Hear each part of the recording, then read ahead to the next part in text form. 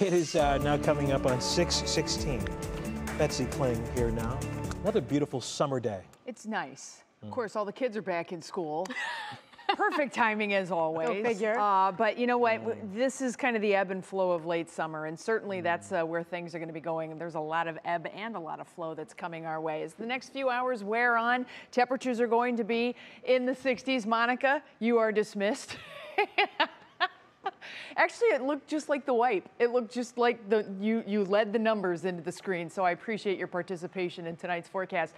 Clear skies to continue for us all across the area, and it's very comfortable outside. Our air temperatures and our feels-like temperatures, our heat indices, match for the most part right now. And that is a sign that we have relatively dry air in place. And when I say relatively dry air, we start to talk about humidity. I know.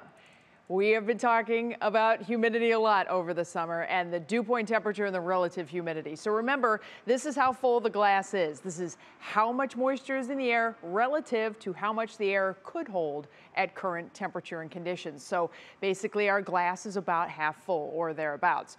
When we look strictly at the dew point, this is how much water is in the glass. Remember, the glass size changes, but the actual amount of water does not. And so right now our dew point temperatures are in the 50s and 60s. We as meteorologists love to use dew point temperatures because it's that absolute. We don't need to know what the air temperature is or what else is going on. If we say, hey, our dew points are in the 60s, that's a sign that we have some pretty decent humidity that is in the air. We've been in the 50s through the day today, but look where the line goes tomorrow. And as we go into Thursday, we have a big batch of humidity that is coming in. It is going to become downright soupy here in Northeast Ohio. That humidity is sitting out to the west of us right now. Dew points are in the upper 70s, even 80 degrees reported in some locations. Lots of dry air out to the west, which is kind of a nice change of pace for those folks. You can see how dry it is in Denver. It's dry enough that it actually feels cooler than it actually is because your evaporative system of your body is working better out there.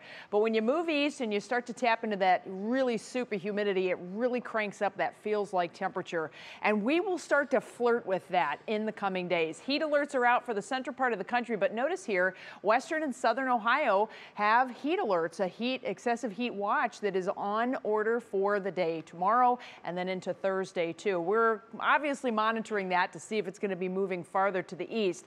But the big thing here is where those heat alerts are, we don't have a lot of weather that is happening. The weather is all around the ring of it, the ring of fire, if you will. And so we will continue to watch for any impulses that ride around this heat dome. This is the heat dome. This is the hot air at about halfway up in the atmosphere or just below that we are sitting under, and you can kind of see where it is centered out in the nation's midsection. So on the rim of that, we see these little shots of energy come across, and that can sometimes fire up some thunderstorms.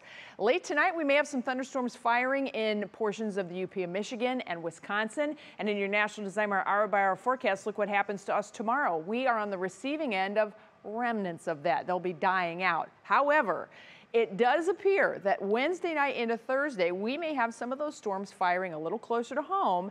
And then again, late Thursday into Friday, another complex beginning to fire right on the edge of that ridge. And that could cause us the possibility of some thunderstorms. The big question is, when do they come in? When do they fire? When do they get out of here? And once they are out of here, how much cloud cover is left behind? Because our temperatures tomorrow, 70s east, 80s west, but all of us will be heating up as we get into Thursday, cloud dependent.